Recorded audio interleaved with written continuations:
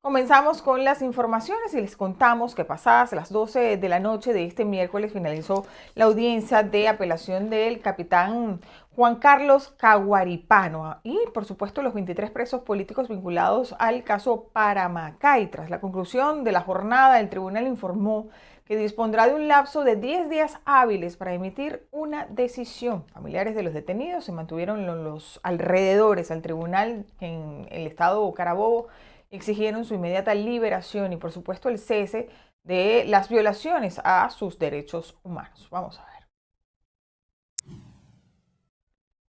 Acá me encuentro con la abogada Jenny Gutiérrez.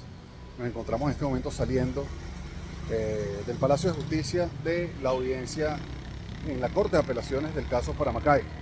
Son las 12:40 de la mañana. La sala de la Corte de Apelaciones decidió diferir la decisión por un lapso de 10 días, así como establece el Código Orgánico Procesal Penal.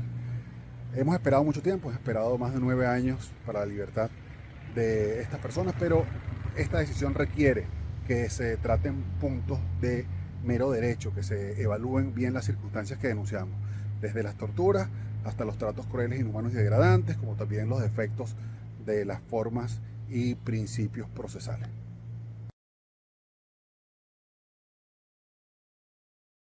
La organización Un Mundo Sin Mordaza presentó este miércoles su informe Venezuela en Cifras 2026, que revela que durante el primer semestre del año en Venezuela se enfrentó un incremento en las protestas, igualmente una inflación acumulada de 129,82% y la persistencia de las detenciones por motivos políticos, diversas restricciones a la libertad de expresión. La organización no gubernamental Sin Mordaza elaboró el informe Venezuela en Cifras 2026, el cual reveló que durante los primeros 6 meses del año, el país enfrentó una combinación de deterioro económico, restricciones a las libertades, persecución política y profundas deficiencias en servicios esenciales, mientras los terremotos del 24 de junio agravaron la emergencia. El informe reúne datos de instituciones públicas, organizaciones de derechos humanos, gremios, universidades y organismos internacionales. Según la organización, la crisis venezolana no puede entenderse a través de una sola cifra, ya que la pérdida del poder adquisitivo ocurre al mismo tiempo que aumentan las protestas, mientras los bloqueos y restricciones a la prensa coinciden con la persecución política. Durante el semestre, la inflación acumulada alcanzó 129,82%, mientras el salario mínimo legal permaneció en 130 bolívares, un ingreso que, según las tasas utilizadas en el informe, equivalía a aproximadamente $0,21 al cierre de junio. En mayo, la canasta alimentaria para una familia de 5 personas alcanzó $772,74. La precariedad económica convivió con una elevada conflictividad social. Entre enero y marzo se documentaron 1.926 protestas, un promedio de 21 manifestaciones diarias y un aumento de 144% respecto al mismo periodo de 2025. De ellas, 721 exigieron la liberación de personas detenidas por motivos políticos. Espacio Público documentó 65 casos y 131 violaciones a la libertad de expresión durante el semestre, incluidas 33 detenciones. Para mayo, permanecían bloqueados 206 sitios web, 65 de ellos pertenecientes a medios de comunicación. La persecución política también continuó.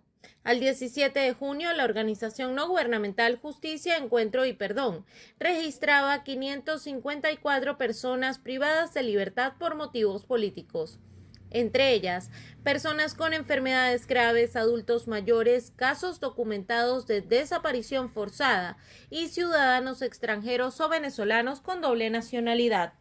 Un Mundo Sin Mordaza sostuvo que Venezuela en cifras 2026 busca poner estos datos a disposición de periodistas, investigadores, organizaciones de la sociedad civil, organismos internacionales y tomadores de decisiones, y llamó a medios de comunicación, sociedad civil y comunidad internacional a utilizar y difundir la información recopilada para mantener la situación venezolana en la agenda pública.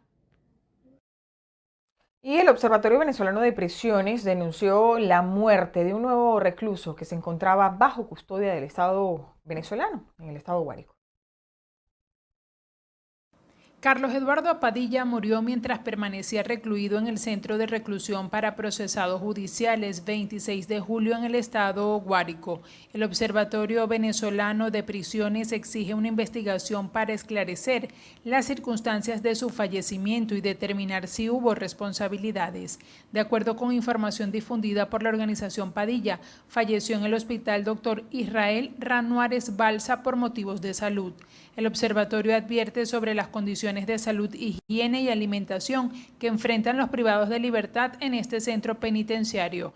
La organización sostiene que la muerte de Padilla no debe quedar únicamente registrada como un fallecimiento bajo custodia y reclama a la administración venezolana explicar qué ocurrió durante su reclusión, qué atención médica recibió y cuáles fueron las actuaciones realizadas antes de su muerte.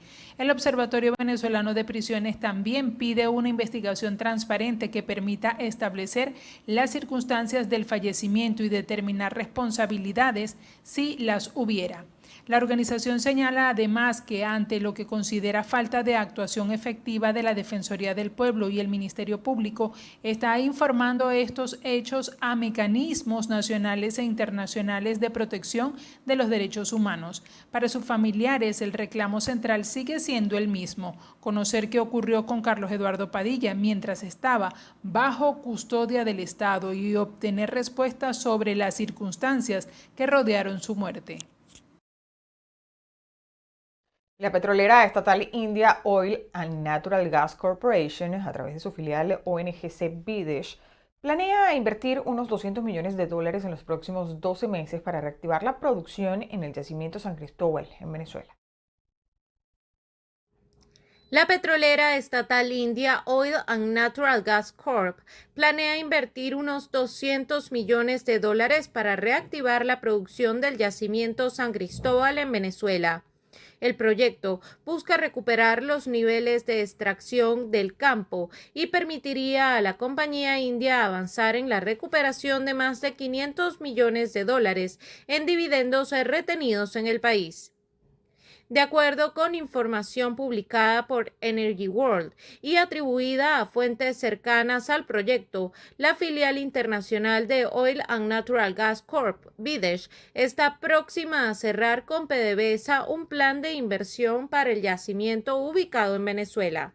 La estatal venezolana mantiene una participación de 60% en San Cristóbal, mientras que la compañía india posee el 40% restante. El plan contempla una inversión de unos $200 millones durante los próximos 12 meses, incluyendo el financiamiento de la parte correspondiente a PDVSA, con la posibilidad de recuperar esos recursos mediante la producción futura.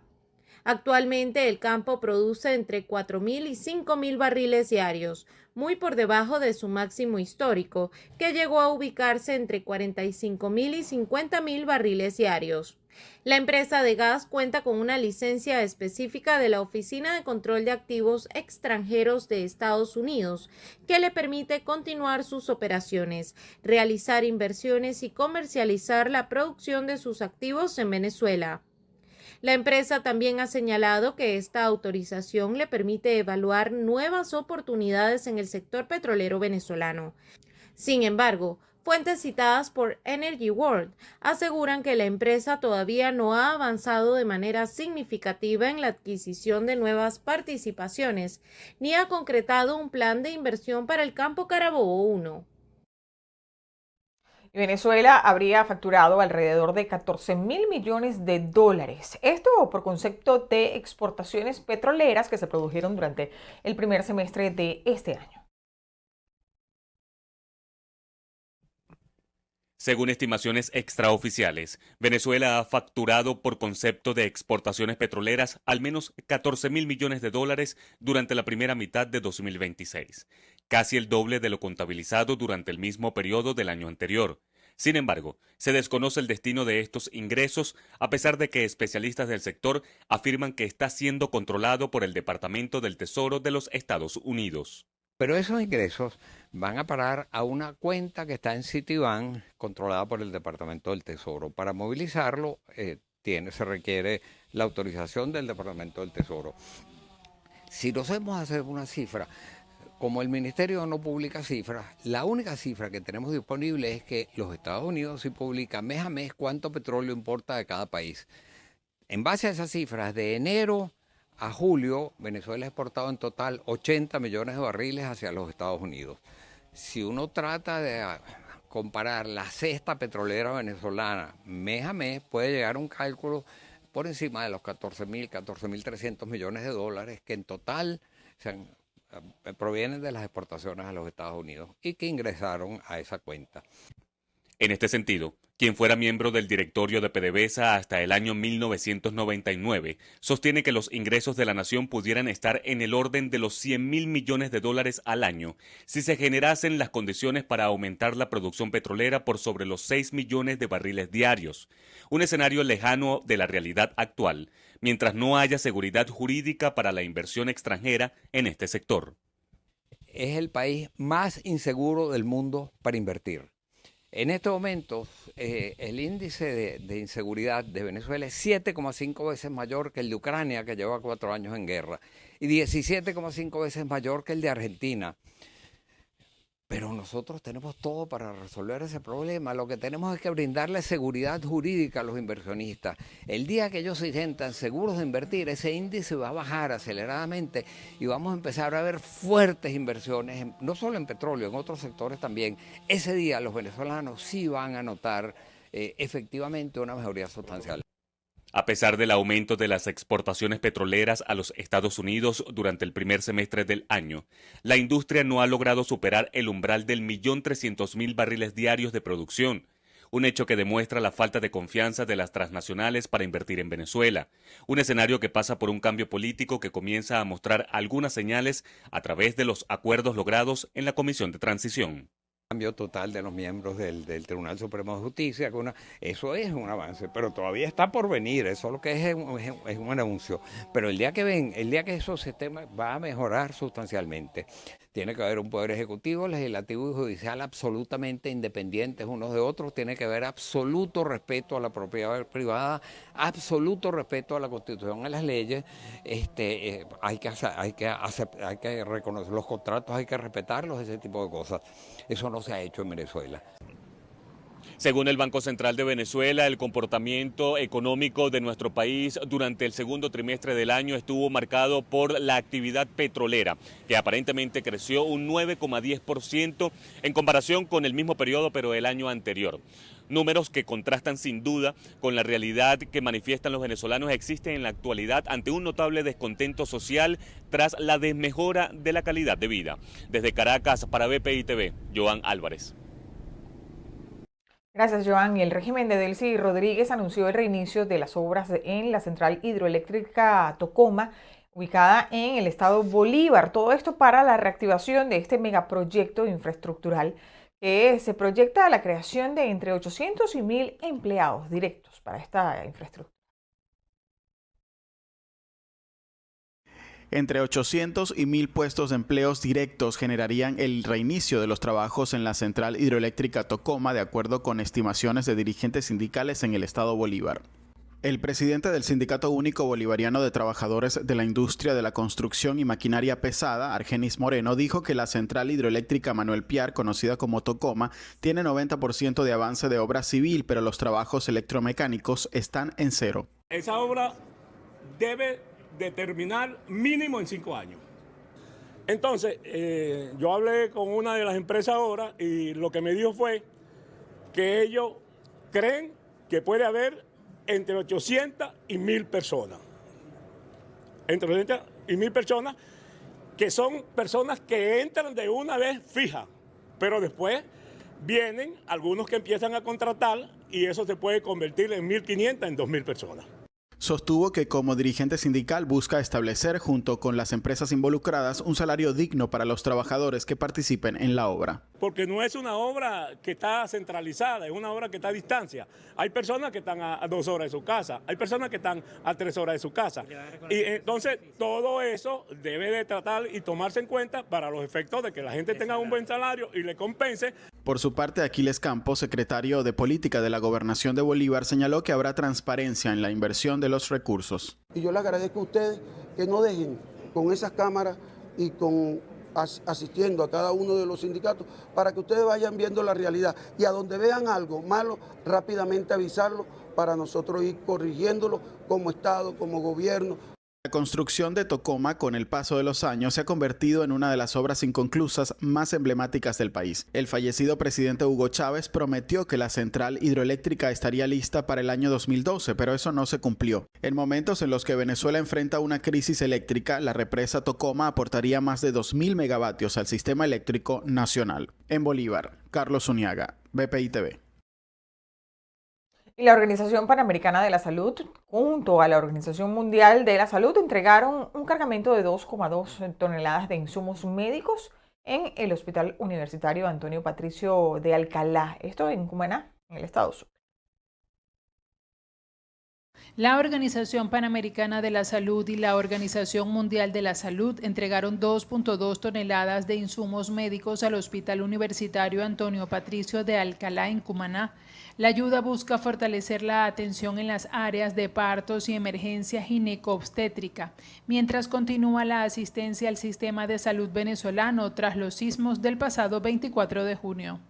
Las organizaciones informaron que los insumos forman parte de su cooperación con las autoridades venezolanas para atender las necesidades sanitarias de las comunidades afectadas por los terremotos. Durante esta semana, el organismo prevé distribuir otras 2,6 toneladas de suministros en centros de salud de Bolívar y Zulia. Como parte de esta respuesta, también inició junto al Ministerio de Salud un programa de formación en atención psicológica para trabajadores de las áreas de salud integral comunitaria que prestan servicio en 111 campamentos transitorios de La Guaira, Miranda, Aragua y Distrito Capital. En una primera etapa, la capacitación está dirigida al personal de 48 campamentos ubicados en Caracas, con el objetivo de identificar casos que requieran atención especializada.